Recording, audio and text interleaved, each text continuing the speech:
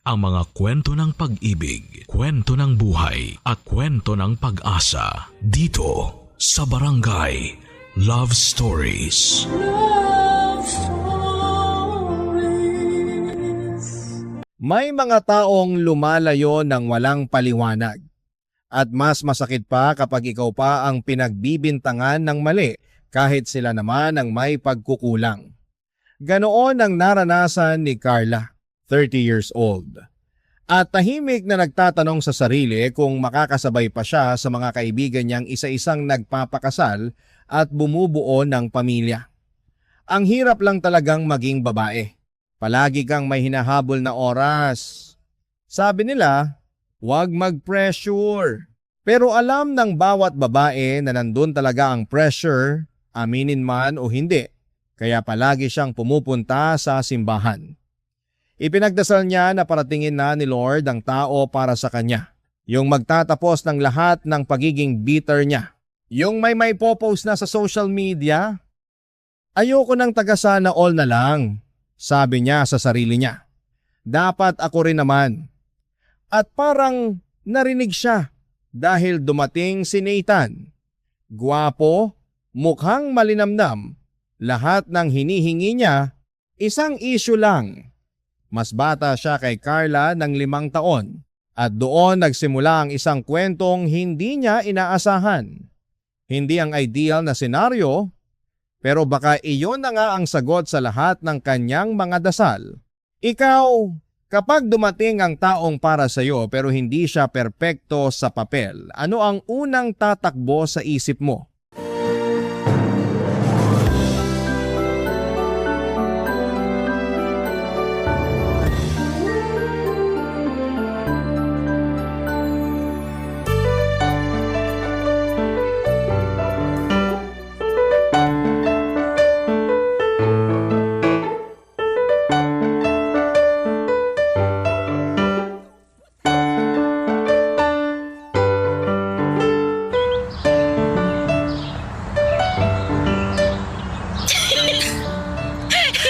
Ay nako, kabagin ka sana sa kakahagik-gik mo dyan. Inggit ka lang kasi meron ang nagagalit kapag hindi ako kumakain. Sus, sa simula lang yan no. Kapag tumagal na kayo, wapakels na yan kahit magka-ulcer ka pa. Wala talagang sinabi ang isang sako ng ampalaya sa kabiteran mo.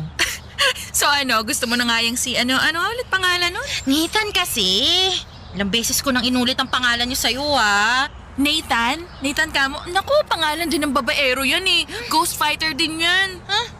Anong ghost fighter? Eh di yung mahilig mang ghost. Hoy, wag mong gawing basehan ng pangalan sa ugali ng tao Sige nga. Kung totoo yan, bakit lahat ng lalaking may letter N sa pangalan manloloko? Hoy, wag kang ganyan. Napapraning tuloy ako. May dapat ka bang ikapraning kay Nathan? Hindi ko pa nga alam Pero kasi, ang bilis ko nang ma-fall sa kanya. Di ba mali yun? Tsaka, grabe ng kilig ko Sabi nila kapag kinilig ka raw ng sobra sa isang tao sa unang pagkakakilala nyo pa lang, red flag daw yun. Oo nga, alam ko yan. Dapat kalmado ka raw. Doon mo malalaman kung siya na nga yung the one. Gusto ko si Nathan na yung the one sa akin Tsaka feeling ko siya na talaga yun.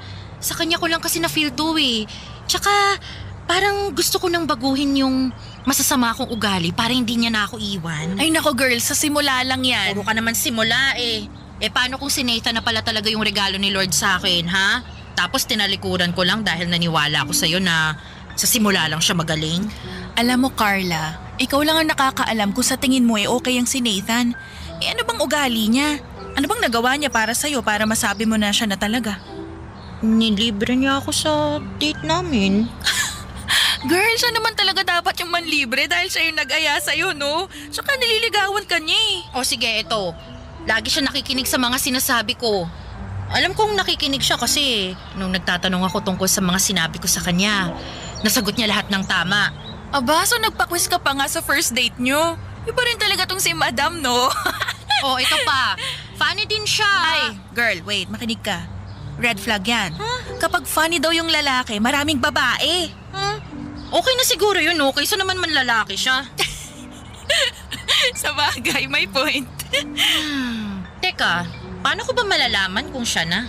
Di sa mga next dates nyo. Sa una kasi, syempre, hindi pa makikita yung red flag. Kailangan best foot forward palagi. Girl, abang ka lang, lalabas din yung baho niya. At kapag nangyari yon, i-check mo kung kaya mo ba siyang pakisamahan o hindi. Kung hindi, edi goodbye.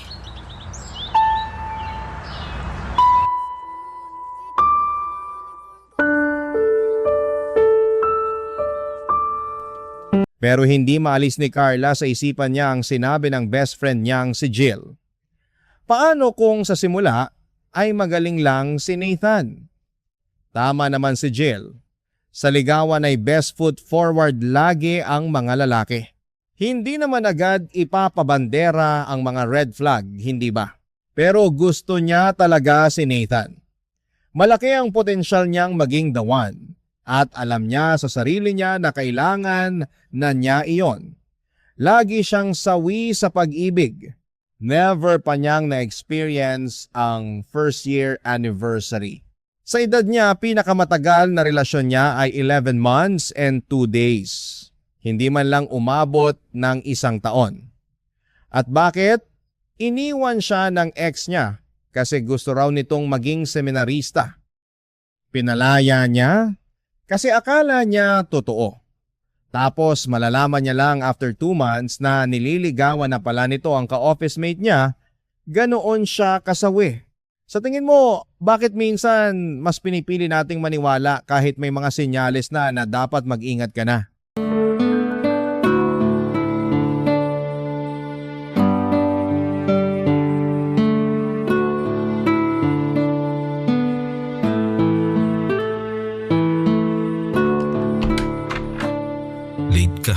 Pasok.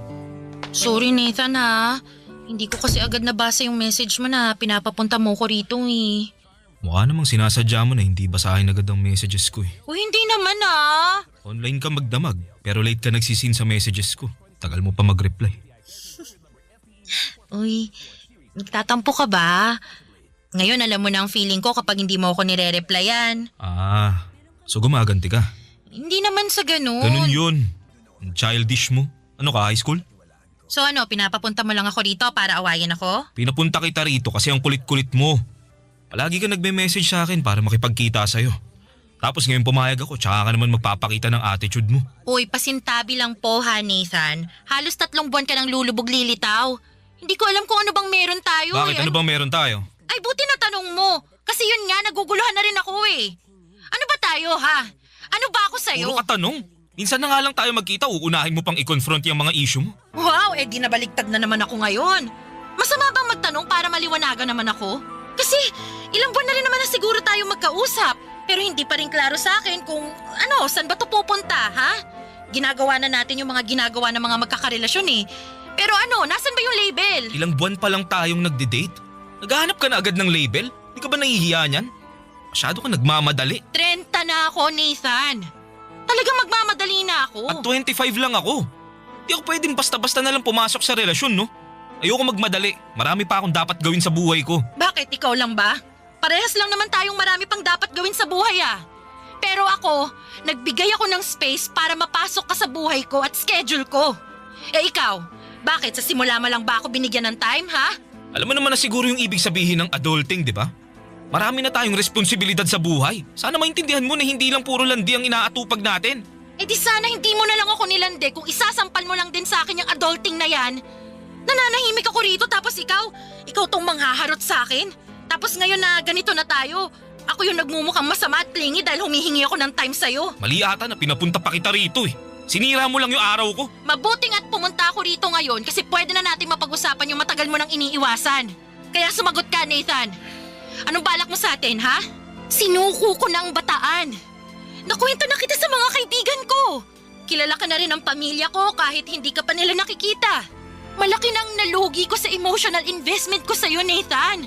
Pakiramdam ka naman. Sana natin pag-usapan to kapag mahinahon ka na. Yung makipagtalo kapag sabog ang emosyon ng taong kaharap ko. Para kang tanga. Sino ba nagpasabog ng emosyon ko, ha? Di ba ikaw naman? Tagal ko nang kinimkim to eh. Kaya sabog o hindi yung emosyon ko, sumagot ka na sa mga tanong ko ngayon na. Hindi ako sasagot dahil mature akong tao. Mature? Ikaw mature? San banda? Hindi mo nga ako mabigyan ng clarity sa sitwasyon natin ngayon eh. Tapos sasabihin mo mature ka? Anong pinagsasasabi mo dyan? Hindi kita papatulan kasi ikaw ang mali rito. Hindi ko ibababa ang sarili ko para sa kabaliwan mo. At ako pa tong baliw ngayon. Bakit hindi pa ba obvious? Tingnan mo nga kung paano ka umasta. Para kang psychotic. Paano na lang pala kung pumayag ako maging girlfriend kita? Hindi ako pala tong kawawa. Okay. Yun na. Klaro na sa akin. Thank you, ah. Thank you at sinayang mo yung oras ko. Ayoko na. Hindi na ako manghihingi ng label sa'yo. Kaya wag ka na magpaparamdam sa akin. Kakalimutan na kita. Teka lang, Carla. Teka lang. Sandali, pag-usapan natin to. Kanina ko pa gusto makipag-usap sa'yo eh. Pero ikaw tong panayang ikot. Wag ka na magpaparamdam sa akin. Simula ngayon, kakalimutan na kita. Pero hindi maalis ni Carla sa isipan niya ang sinabi ng best friend niyang si Jill. Paano kung sa simula ay magaling lang si Nathan? Tama naman si Jill, sa ligawan ay best foot forward lagi ang mga lalaki. Hindi naman agad ipapabandera ang mga red flag, hindi ba? Pero gusto niya talaga si Nathan. Malaki ang potensyal niyang maging the one. At alam niya sa sarili niya na kailangan na niya iyon. Lagi siyang sawi sa pag-ibig. Never pa niyang na-experience ang first year anniversary. Sa edad niya, pinakamatagal na relasyon niya ay 11 months and 2 days. Hindi man lang umabot ng 1 taon. At bakit? Iniwan siya ng ex niya kasi gusto raw nitong maging seminarista. Pinalaya niya kasi akala niya totoo. Tapos malalaman niya lang after 2 months na nililigawan na pala nito ang ka-office mate niya. Ganoon siya kasawi. Sa tingin mo, bakit minsan mas pinipili nating maniwala kahit may mga senyales na dapat mag-ingat ka na? Barangay Love Stories. Barangay Love Stories. Ginaw siya ni Nathan tuluyan. Matapos ang lahat ng pag-unawa niya, ganun lang ang sinukli nito. Palagi siyang nagme-message sa lahat ng social media accounts ni Nathan. Online naman ito, pero walang reply. Bakit hindi na lang blinok para alam na niya, hindi ba? Nagpo-post pa siya ng stories ng My Day, pero never Vine view ni Nathan. Mas lalo siyang nanggigil. Kaya naman, isa-isa niyang kinausap ang mga mutual friends nila. Pasimpleng nangungumusta. Kunwari kalmado lang, para hindi siya intrigahin.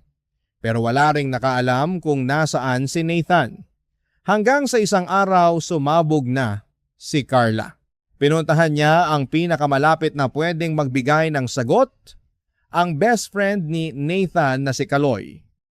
Hindi siya nireplyan sa una, kaya tinawagan na niya ito.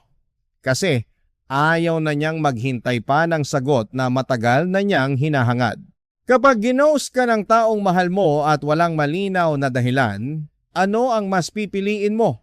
Hanapin ang sagot o bitawan na ang lahat?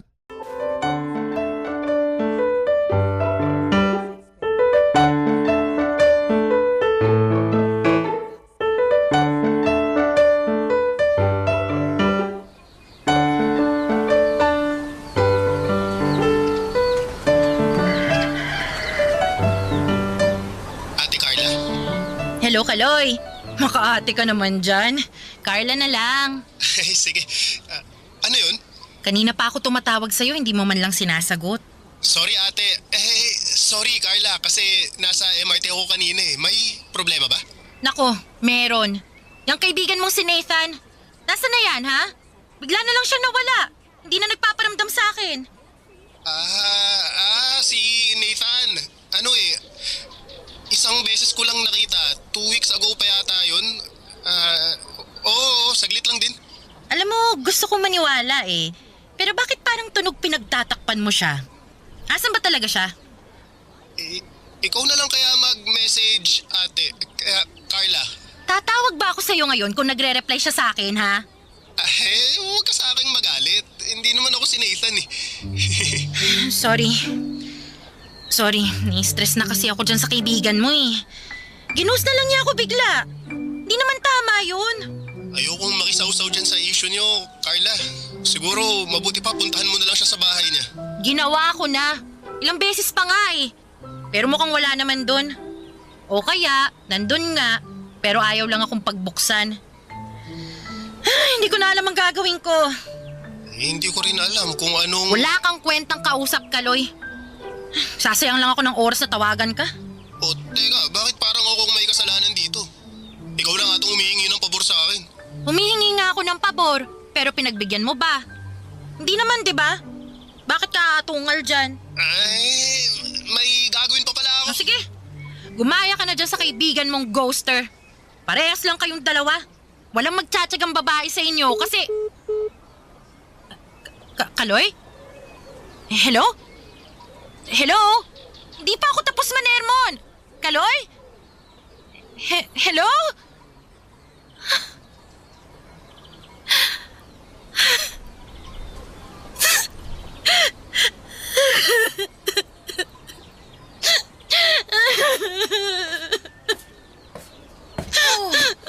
Ano na naman ba yan, Carla? Sa banyo palang dinig na kita. Hindi mo pa rin ba titigilan yung kakahabol kay Nathan? Di ko naman sinahabol eh. Anong tawag dyan sa ginagawa mo? Lahat na ng kaibigan at kamag-anak ni Nathan, ginugulo mo para hanapin siya. Kulang na lang pati PE instructor niya nung college, guluhin mo na rin. Gusto ko lang naman makahanap ng sagot eh. Bakit ba kasi bigla na lang siyang nawala? Alam mo, hindi ka makakakuha ng sagot sa taong tumatakas. Obvious naman eh, tinakasan ka na ni Nathan. Tanggapin mo na yun. Matapos niya akong i-gaslight. Tapos siya pa yung biglang manggo-ghost. Alam mo, may tawag dyan yung mga Gen Z eh. Ano ba yun? Ghost lighting. Ayun, tama. Nabasa ko yan sa social media. Yan yung pinaka-latest trend ngayon. Iga-gaslight ka muna para bawas guilt, tapos saka ka i-ghost. Ganyan na yung mga exit-exit ngayon. Sobrang duwag naman pala nung Nathan na yun. Alam mo naman kung sino siya. Di naman siya katangkaran. Di na naman siya ganun kayami. Ay, naku, yun naman pala eh. E di yan yung gawin mong mantra araw-araw. Isipin mo lagi yung mga kahinaan niya para makamove on ka na sa kanya. Hindi yung pati sarili mo, igagaslight mo para lang ma-validate yung kabaliwan mo sa kanya. Ghost lighting. Yun pala ang tawag sa ginawa ni Nathan kay Carla. Pinagmukain siyang masama, tapos iniwan ng walang paalam. At ang masakit, para siyang nabaliw sa lahat ng yon. Nagme-message sa lahat ng kakilala nila para lang hanapin si Nathan, para siyang psycho girlfriend, nakakababa ng pagkatao. Pero hindi siya ganoon dati. Na-trigger lang siya ng pagiging toxic ni Nathan kaya nagmukha siyang clingy at nakakasama. At sino ba namang babae ang hindi magiging ganoon kapag napunta sa isang lalaking puro pangako at walang katuparan? Wala kang peace of mind. Lagi kang nag-o-overthink. Iyon ang naging hudyat ni Carla para mag-let go na. Inayos niya ang sarili niya, nireset ang lahat ng kabaliwan. Dahan-dahan nagsimula na siyang makalimot at nang malapit na niyang talikuran ng lahat, doon pa bumalik si Nathan. Parang walang nangyari. Parang okay lang ang lahat. Ano sa tingin mo ang dapat gawin kapag biglang bumalik ang taong nagpasakit sa iyo bago pa man natatapos ang proseso ng pagpapalaya sa sarili mo?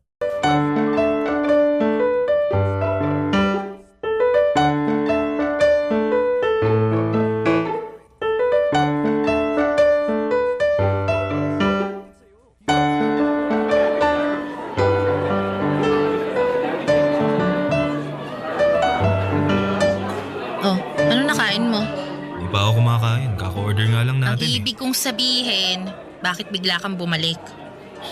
Bakit? Namiss mo ba ako? Nawala ka lang, kumapal na bigla yung mukha mo. Ay, ano ka ba naman? Umamin ka na. Namiss mo ako, no? Alam mo, ikaw! Offensive. Namiss mo nga ako. Bakit ba bigla kang bumalik? Ayaw mo? Bakit ba hindi mo masagot ng diretso ang tanong ko? Kasi nahihiya rin ako sa ginawa ko eh. Biglang nipis ng mukha. Tapos ganyan na magiging reaksyon mo sa sagot ko. Ang hirap talaga maging honest sa'yo eh. Kaya kita ginost eh. Di ka nga naging honest sa akin eh. Paligoy-ligoy ka ng sagot pag nagtatanong ako sa'yo. Eh kasi alam ko magagalit ka kapag sinabi ko sa'yo yung totoo. Ay, gusto mo pa rin talagang lumusot. Hindi ako nagpapalusot. Nakakainis kaya yung ugali mo. Ha? Paano nakakainis? Pinapakita ko lang naman sa'yo na gusto kita. Pero ikaw tong lumalayo. Sino ba kasing hindi lalayo sa'yo? Gusto mo lagi kang ina-update. Eh ano namang masama ron? Update lang naman ang gagawin. Kung busy ka, di sabihin mo.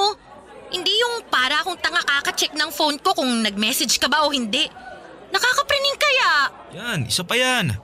Masyado kang praning, nakakaumay ka. Napapraning lang naman ako kasi magpaparamdam ka lang kung kailan mo gusto.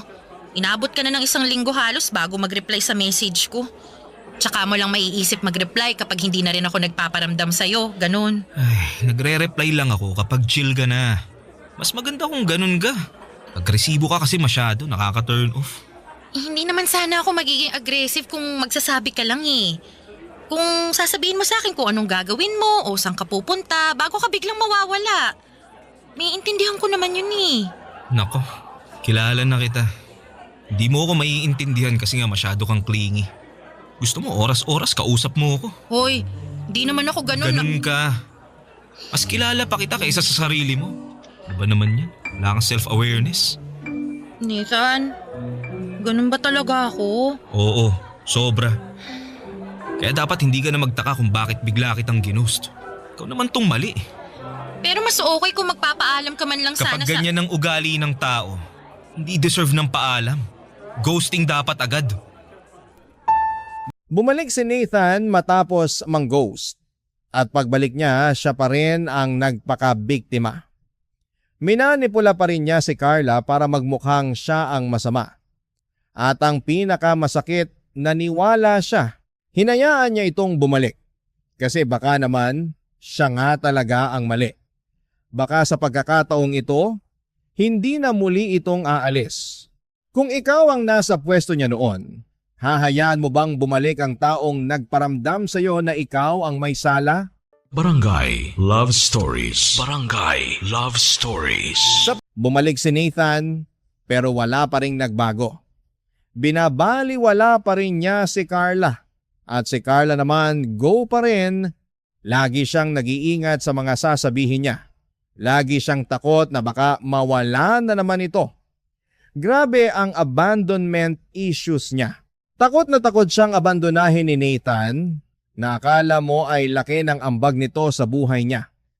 Pero sa katotohanan, marami na siyang napabayaan dahil siya lagi ang inuuna niya.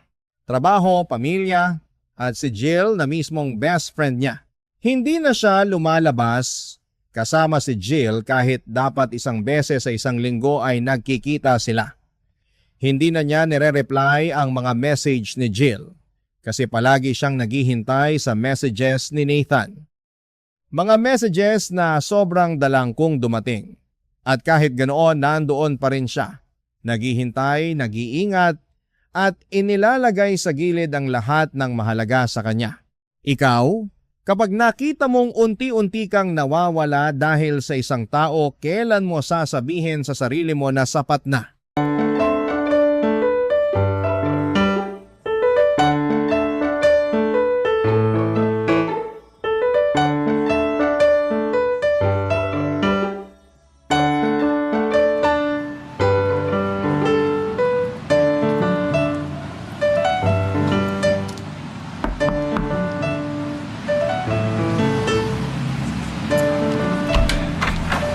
Ang ginagawa mo rito? Nabalitaan ko kasi na nakabalik ka na mula Thailand. Kakabalik ko lang kanina madaling araw. Paano mo nalamang nandito ako? Hindi naman kita mini-message ha. Ayun, nakibalita ako kay Kaloy. Nag-post ka na raw sa Facebook mo na andito ka na sa Pinas. Ah, kaya pala. Nathan naman kasi, i-accept mo na kaya ang friend request ko. Para naman hindi ka na magulat kapag bigla akong sumusulpot dito sa bahay niyo. Hindi pa kasi ako nakakapag-check ng mga friend request ko eh. Busy ako. Okay lang yun. Kahit next week na lang. Uy, hindi mo ba ako papapasukin? Kwentuhan mo naman ako sa nangyari sa'yo sa Thailand oh. May pasalubong ka ba para sa akin? Teka, ang dami mong tanong. Sorry, baka nga pala may jetlag ka pa. Na-experience ang jetlag?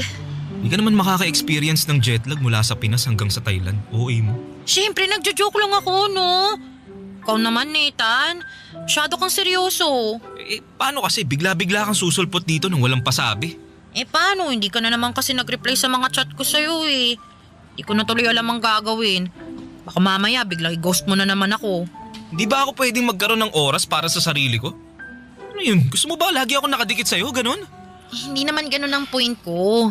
At least man lang sana magsabi ka kung nasan ka man o kung bakit hindi ka makakapag-reply sa mga chat ko.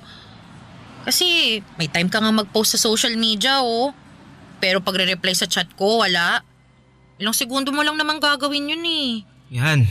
Kaya ayokong i-accept yung friend request mo eh. Tapos tatadtarin mo ako ng mga ganyang tanong. Nakakapagod. Wag mo namang sirain ang mood ko. Sige na, sorry na. More than 1 week ka na kasing hindi nagre-reply sa akin. Akala ko talaga, ginost mo na naman ako eh. Ganyan pa rin ba ang tingin mo sa akin? Ha? Feeling mo, i-ghost pa rin kita? Ganon? Sige. Total, ganyan naman ang tingin mo di gagawin ko na lang. Uy, wag naman Nathan. Na-trauma lang naman ako sa nangyari noon. Inaaral ko pa lang ulit kung paano ako magtitiwala na hindi ka mangiiwan sa ere. Yan! Nanggigil trip ka na naman. Hindi ganon. Pinapaliwanag ko lang sa'yo yung nararamdaman ko. Ginagaslight mo pa ako. Para ako yung magbukang mali. Teka, mali. Minamanipulate mo ko para ako yung magmukhang mali. Okay, sige. Kung yan ang tingin mo, sorry. Hindi ko talaga sinasadya yun. Ano, okay na ba tayo? Umuwi ka na lang muna sa inyo. Hintayin mo na lang kung kailan ako ready magparamdam ulit sa'yo. Huwag mo akong pilitin kung ayaw mong i-ghost ulit kita.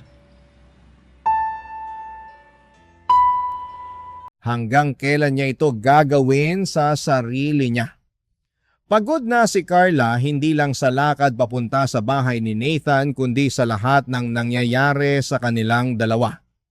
Para na siyang asong humahabol sa amo niya. Halos wala na siyang natitirang respeto sa sarili niya dahil sa lahat ng ginagawa niya para kay Nathan. Durog na ang pakiramdam niya bilang babae. At ako pa ang tatakutin niya, sabi niya sa sarili, kapag humingi lang siya ng assurance at clarity. Palagi na lang siyang pinagtatakot ni Nathan na i-ghost niya siya.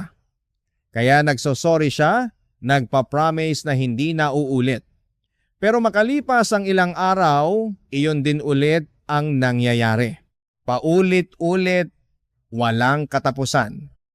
Kaya kahit lumuha siya sa loob-loob niya, pumunta pa rin siya sa building kung saan nandoon ang office ni Nathan.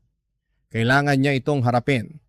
Pero hindi niya siya natitsempuhan hanggang may isang babae ang lumapit sa kanya. Empleyado mula sa katabing kumpanya, napansin ito si Carla na pabalik-balik at nag-aabang sa labas ng opisina, Dash ang pangalan ng babae. Sinabi ni Carla ang pakay niya at inaya siya ni Dash na magkape sa katapat na building. Doon nagsimula ang isang usapan na baka siyang magbibigay ng clarity na matagal na niyang hinahanap. Paano mo haharapin ang sandaling iyon kung ang taong magbibigay sa iyo ng katotohanan ay isang estranghero?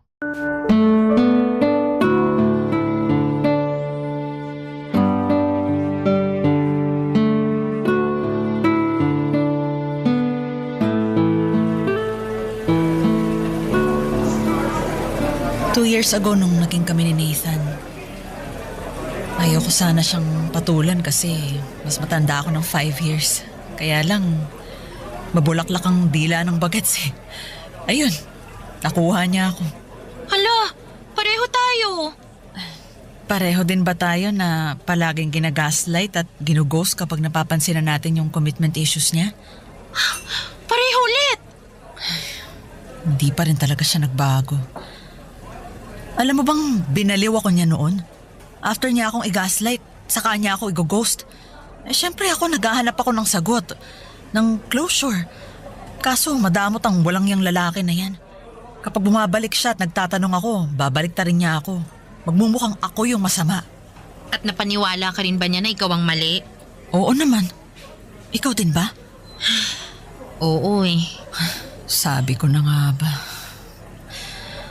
Alam mo bang dahil sa trauma ko sa kanya sa pang-ghost niya, humanap ako ng trabaho malapit sa kanya?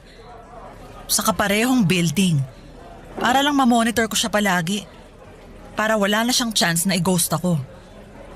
Ganun ako kapraning sa ginagawa niya sa akin noon. Kala ko makakatulong yun eh. Pero walang hiyang Nathan, kahit nasa kabilang office lang ako kaya pa rin niya akong i-ghost. Alam mo bang kahit nasasalubong na niya ako noon, deadma siya sa akin? Naakala mo kaluluwa lang ako na dumaan. Ganun kademonyo yung taong yun. Hindi ko nga maintindihan kung bakit di pa rin lumilitaw yung sungay at buntot niya. Alam mo ba, naisip ko ring mag-resign sa work ko para lumipat sa mas malapit na office sa kanya. Mabuti na lang pinigilan ako ng best friend ko. Maswerte ka nga at meron kang best friend na pumipigil sa katangahan mo eh. Eh ako wala. Kaya natagalan bago ako matauhan. Kaya kung ako sa'yo, bago ka mabaliw dyan sa ginagawa ni Nathan, mag-let go ka na. Unahin mo ang sarili mo. Hindi naman siya katangkaran para mabaliw ka ng ganyan, no? Alam mo, yan din ang sinabi ko noon. Pero seryoso yung mga ganyang lalaki, hindi matututo hanggat mayroong mga babaeng nagtotolerate sa katoksika nila, sa commitment issues nila. Akala ko kasi, mababago ko siya eh. Girl, hindi magbabago ang isang lalaki dahil gusto mo lang. Dapat gusto rin niyang magbago. Obviously, ayaw niya. So bakit ka pa maghihintay? Kaya tapusin mo na yung I can fix him na mindset mo. Napaiyak si Carla. Pero sa pagkakataong iyon, hindi na iyon luha ng kalungkutan. Tama si Dash, kailangan na niyang tapusin ang I can fix him na mindset niya. Hindi niya obligasyon na ayusin si Nathan. Siya dapat ang gumagawa noon para sa kanyang sarili. At naisip niya sa sarili niya, sino ba siya para ganunin siya? Pagkahiwalay nila ni Dash, agad niyang iniblock si Nathan sa lahat ng social media. Sinimulan niyang ayusin ang sarili niya na matagal na sinira ng isa. Dahan-dahan, nagsimula siyang bumalik sa sarili niya. At makalipas ang ilang buwan, gumawa si Nathan ng bagong account para i-message siya at kumustahin. Ang kapal ng mukha. Binakulit. Pero hindi na nireplyan ni Carla. Bahala itong mag-overthink. Kasi tapos na siya sa ganyan. Ngayon, siya naman ang hayaang magtaka. At sa lahat ng dumaan sa kanya, isa itong aral na hindi niya malilimutan. Kapag dumating na ang araw na sapat ka na sa sarili mo, ano sa tingin mo ang unang magbabago sa paraan ng iyong pagmamahal sa iyong sarili?